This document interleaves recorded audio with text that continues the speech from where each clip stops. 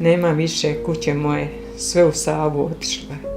Ovoj tuzi nema kraja, osta bez svog zavičaja. Mojom kućom Sava pliva, hvala Bogu ja sam živa. Poplave koje su zadesile jugoistok Slavonije još će dugo ostati u sjećanjima mnogih, no najviše onih koji se još danas, 2 godine poslije, nisu vratili u svoje domove. Priča je to i obitelji Renate Lučić, koja je snimila dokumentarni film o svojoj baki i njezinom životu nakon poplava. Htjela sam prikazati i pokazati društvu kako te poplave, ako su se desile davno prije 2 godine, su i dalje aktualne i neki ljudi su i dalje oštećeni i dalje bez domova. Renatina baka još se bori s birokracijom, iako je država trebala sagraditi novi dom. Bile su ponuđene 2 opcije od strane države, da se da određeni iznos kao nekakva odšteta, međutim taj iznos je nešto jako mali, tipa ne znam, 50.000, nešto jako malo što niko nije uzeo to kao opciju, nego su svi uzimali tu drugu opciju koja je bila kao izgradnja kuće, odnosno vraćanje na to stanje koje je bilo prije poplava. Baka novu kuću nije dobila, radovi stoje, ali ustrajno traži svoja prava. Radovi su stali na kući već neko vrijeme, ništa se ne događa. Kako bi se lakše prognozirale poplave, u Državnom hidrometeorološkom zavodu uvodi se sustav ranog upozoravanja na moguće poplave. Mi smo prvi u Hrvatskoj koji ikada prognoziraju poplave. To je jedna velika novost i pomoću ovog posla i razvoja ovih prognoza možemo predvidjeti buduće poplave u periodu od 4 dana unaprijed. Svaki dan pogledamo austrijski model Mure, mađarski model Drave gledamo i Dunava isto tako. Gledamo slovensku prognozu za sliv Save kompletno. A ako je kod nas poplava i ako izdajemo ova izvješća za Državnu upravu za zaštitu i spašavanje, podatke šaljemo i kolegama u Republici Srbiji kako bi se i oni pripremili na veliku vodu. No 3 hidrologa nije svemoguće i kako bi unaprijed upozorili na potencijalne vodene bujice, potpora im je softverska pomoć, program pod nazivom Mike 11. To je softver namijenjen hidrološkoj prognozi koji je razvijen u Danskom hidrološkom institutu kojeg koriste zemlje diljem svijeta. U ovome trenutku u Hrvatskoj je u procesu testiranja, provjeravanja i popravka mogućih problema. Što se tiče zadnjih poplava, mi smo dosta zadovoljni, ali uvijek ima mjesta za poboljšanje. Program još nije provjeren u aktivnoj upotrebi više puta kako bi se dokazala sigurnost u predviđanju poplava. Vrijeme će pokazati hoćemo li se, zahvaljujući Majku 11, lakše i brže braniti od vodenih bujica.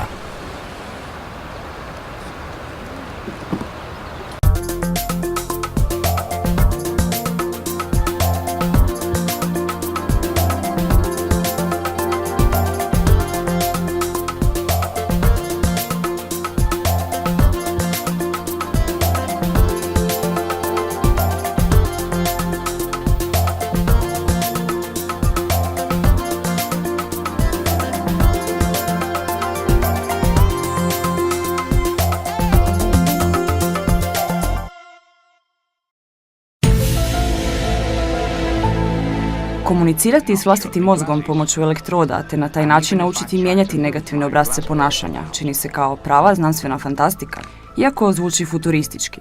Upravo komunikacija s vlastitim umom i slanje povratne informacije temeljni je princip po kojemu radi neurofeedback terapija. Riječ je o zasad široj javnosti nepoznatoj, no vrlo efikasnoj metodi liječenja mnogih poremećaja i neugodnih smetnji poput nesanice, depresije ili manjka koncentracije, ali i poteškoća iz autističnog spektra. Točno je da su rezultati u većini slučajeva zadovoljavajući, no to ne znači da je ovaj uređaj magičan i čudotvoran. Riječ je o spoju znanosti, tehnologije i napornog treninga. Zapravo najjednostavnije reći da je to trening mozga. Mi na određeni način učimo mozak da promijeni svoje funkcioniranje, odnosno želimo postići da funkcionira onako kako mi u određenom trenutku trebamo. Treniranje je prilično jednostavno i zabavno. Pacijent se ugodno smjesti u fotelju, na glavu mu se postave 3 elektrode, a ispred njega na ekranu pojavljuje se neki zadatak, obično u obliku igrice ili filma. Sami zadaci ovise o dobi i specifičnom problemu pacijenta. Neurofeedback metoda odnedavno je priznata u medicinskim krugovima. Iako ne može pomoći kod svih neuroloških problema, rezultati prije svega ovise o samom pacijentu i njegovoj motivaciji za trening. Prije 3 godine su napokon je izašlo jedno istraživanje, objavljeno istraživanje u kojem se vidjelo da neurofeedback zaista proizvodi strukturalne promjene u mozgu, dakle i u bijeloj i u sivoj tvari. Drugim riječima, trajno se promijenilo funkcioniranje mozga i time bi mogli reći da mogu se neke stvari i potpuno, neki poteškoće i poremećaji potpuno izliječiti. Prekomjerni stres, migrene, depresija, sve su to posljedice urbanog načina života zbog kojih mnogi uzimaju lijekove koji izazivaju brojne štetne posljedice. Neurofeedback trening neće naštetiti organizmu, a neki od poremećaja mogli bi se riješiti u samo 20-ak tretmana. Građani o neurofeedbacku ipak još nisu dovoljno informirani. Do sad nisam čula za to, ali svakako mi se čini bolje od lijekova. I saznaću više o tome nakon ovoga. Zašto ne? To treba sve probati. Ako ne škodi, ako nisu lijekovi, nije trovanje organizma, zašto se ne bi sve probalo? Sigurno da bi čovjek bolje to probao nego lijekove. Ako se mogu lijekovi izbjeći, onda svakako sam za to, a ovo bi trebalo probati pa vidjeti šta će biti. Probao bi svakako, mislim, ako nije sad nešto ekstremno skupo, svakako bi probao. Profesorica Ana Vodanović-Kosić, jedna od pokretača ove metode, kaže da neurofeedback zasigurno ima brojne prednosti nad lijekovima, ali i jedan nedostatak. Budući da je riječ o treningu, rezultati se, baš kao i u sportskoj teretani, pokazuju tek naknadno. Ljudi moraju dolaziti na taj trening, dakle moraju biti motivirani, moraju biti aktivni u svemu tome. Mi se svi razlikujemo po tome da li ćemo više koristiti aktivne ili pasivne metode. Hoćemo li za glavobolju uzeti neki lijek protiv bolova ili ćemo, ne znam, vježbati disanje 20 minuta pa ćemo onda raditi taj trening vazokonstrikcijski, recimo koji se vrlo često radi kod migrena. I po tom pitanju naš zdravstveni sustav zaostaje za ostatkom Europe. Neurofeedback uređaj i softver dostupni su u samo nekoliko hrvatskih bolnica. Zato je vjerojatnost da će vas vaš doktor uputiti na ovu vrstu liječenja prilično malena. Uvijek specijalist neki preporučuje tretman koji se može dobiti na uputnicu. Naravno, postoji privatno, postoji veliki broj udruga danas ima neurofeedback i biofeedback, tako da oni imaju nekakve svoje kriterije po kojima onda njihovi korisnici idu na tu metodu, a naravno postoji privatno, mi smo jedna od tih privatnih, ajmo reći, ordinacija gdje se može raditi biofeedback i neurofeedback. U privatnim ordinacijama tretman se naplaćuje 250 kuna. Da bi učinak bio trajniji, preporučuje se minimalno 20 tretmana. Neurofeedback u Hrvatskoj je stoga zasad rezerviran za one dubljega džepa.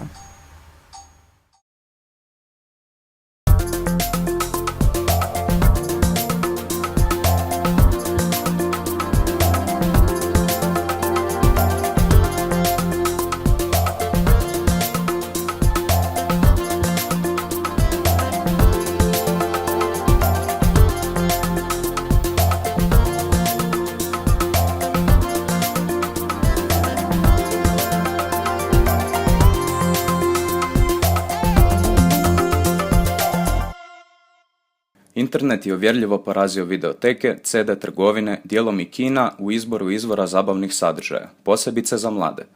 Prošla su vremena kada se za album najdražeg izvođača štedio novac te se s uzbuđenjem išlo u CD trgovinu. Danas je preko popularnih torrent stranica poput Pirate Baya sav taj sadržaj na samo 3 klika od vas. Mnogi su pritom spremni zanemariti autore i ne smatraju to krađom. Pa u današnje doba ne. Ako krši zakon je, ali inače kao koncept definitivno nije. Pa mislim da to nije u redu, pogotovo isključivo prema ljudima koji se bave glazbom, jer to je isto njihov kruh. Mislim da bi to trebalo biti skroz najnormalnija stvar, da nema potrebe za nikakvim proglašivanjem to piratstvom ili nečim. Na pitanje kad su zadnji put kupili primjerice glazbeni CD, jedva se isjećaju ili je to bilo davno. Ne sjećam se baš, možda prije 7 godina, tako negdje. Prije jedno 10 godina. Da. Pa ima možda 1 godina dana. CD, ma nikad u životu. Aha, znači preko interneta sve skidate? Da. Prema podacima uglednog američkog sveučilišta Yale, rezultati naše nereprezentativne ankete ne odskaču previše od znanstvene statistike. Rezultati sa sveučilišta pokazuju da čak 70% internet korisnika ne vidi ništa loše u piratstvu, te da više od 20% ukupnog prometa na internetu otpada upravo na to. Za svaku legalno skinutu datoteku na BitTorrentu 10.000 skine se ilegalno. Stručnjaci kažu da ljudi najčešće nemaju svijest o tomu da se nešto krade ako je riječ o nematerijalnom sadržaju. Stroža regulacija je zapravo ovdje nemoguća, zato što postoje ogromni segmenti zemaljske kugle koje uopće ne možete legislativno zahvatiti. Znači, često je pitanje da li uopće možete nekog zakonodavno zahvatiti izvan vaše zemlje. I to se pokazuje recimo kod progona internetskog kriminala da je iznimno težak, zato što uvijek dolazi od negdje drugdje, vrlo rijetko dolazi od vas, jer lokalno je dosta glup onaj ko to radi lokalno, jer se izlaže lokalnom progonu, ne? Carić dodaje kako i za piratstvo vrijedi dobro poznata hrvatska priča o neprovođenju zakona. Prema malim tvrtkama nadzora u nekoj mjeri ima, dok je kod državnih institucija i velikih tvrtki on znatno teže provediv. Osvrnuo se i na ekonomske posljedice piratstva. Ja mislim da je najveća prijetnja ne u tome što se gubi nezarađeni novac, nego mislim da je puno veća prijetnja zato što vrlo često piratstvo ne dolazi samo. I to je po meni glavni problem, zato što uz piratstvo dolaze razni drugi oblici informatičkog kriminaliteta koji koriste piratstvo kao mehanizam za proliferaciju. Piratske stranice su gotovo potpuno nereguliran i divlji dio cyberspacea. Korisnici rijetko na njih ulaze sa znanjima o tomu na kakve opasnosti mogu naići. Međutim, dok medijska industrija bude kaskala u razvoju za internetom i ne snalazila se u novim okolnostima koje internet postavlja, piratstvo će biti naša realnost.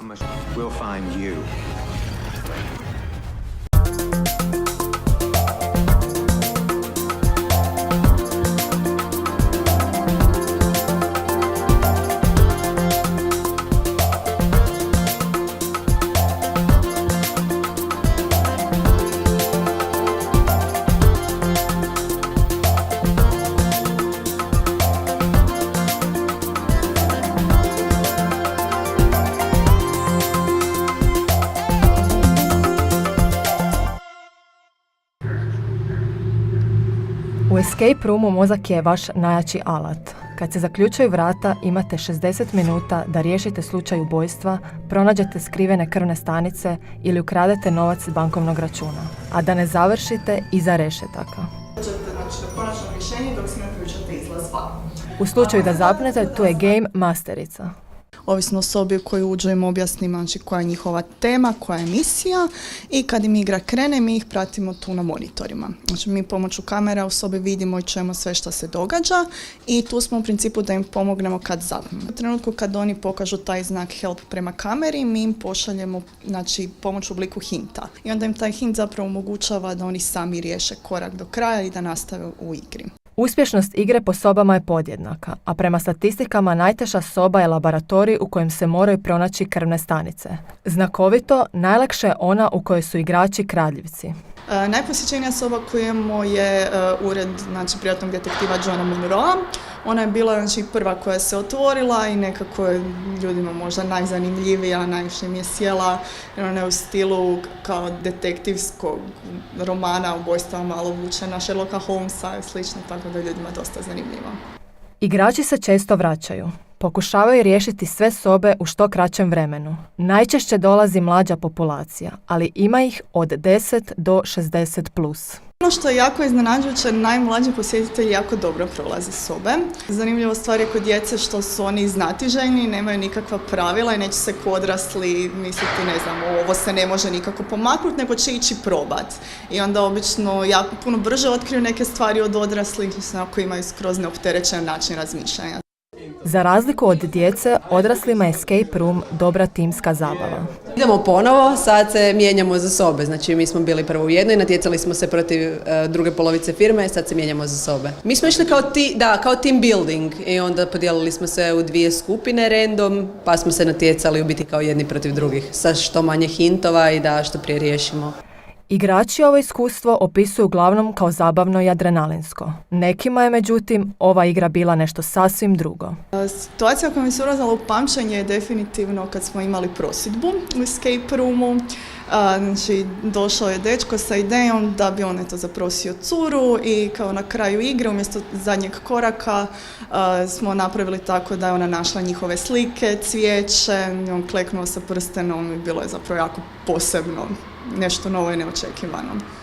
Novo, neobičajeno, zabavno, izazovno, maštovito. Sve je to escape room. Namijenjen je svima koji se žele dobro zabaviti, a pritom i testirati svoje sposobnosti logike, opažanja i zaključivanja. I na sat vremena odmaknuti se od svakodnevnice te biti legendarni Sherlock Holmes.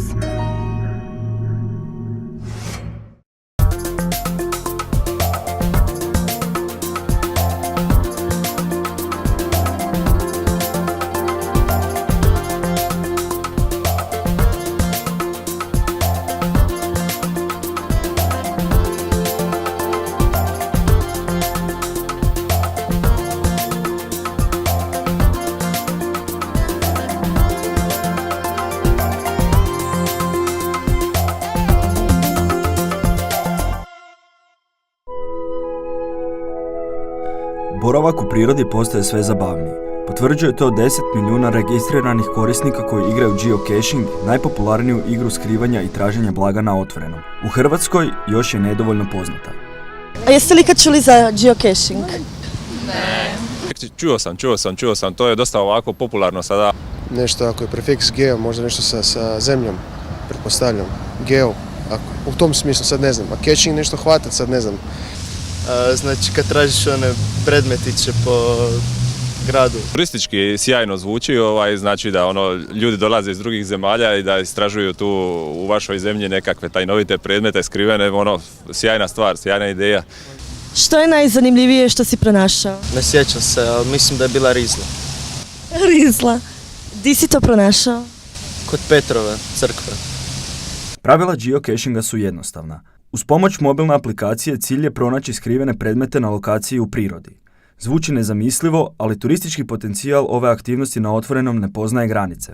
Čovjek postane ovisan u neku ruku o tome i ide, putuje. Ja sam dosta putovao i sad putujem okolo po svijetu službeno i privatno. I u svakom gradu toga ima. Znači na svijetu ima preko 3 milijuna keševa. Svugdje. Većinom u zapadnoj Europi. Tako da gdje god idete ima toga i može se tražiti i zabaviti. Igru staru četvrt stoljeća brojni igrači smatraju ozbiljnom životnom zanimacijom. Geocachevi se skrivaju po parkovima, tunelima, u moru, pa čak i na vrhu planina. Kreativnost skrivanja nema granica, ali važne su i strategije kojima potraga postaje još uzbudljivija. Obično se koriste ove stare kutije od filmova, jer su one vodootporne, male su, relativno su lako dostupne, a može se na njih staviti magnet, zalijepiti sa selotejpom, ofarba sa sprejem i staviti ih bilo gdje. Naći ćete nekakve igračke, recimo iz Kinder jaja. Nalazio sam i slušalice, čak i neke stare fotoaparate, neko stavio. Znači ima svega, ali uglavnom to nisu predmeti velike vrijednosti, nego nešto što veseli čovjeka, pogotovo dijete. Mario vješto postavlja i najteže, najmanje vidljive nanokeševe. Upravo ovaj vijak postavit će na stup rasvjete. Pronaći ga mogu samo geocaching profesionalci.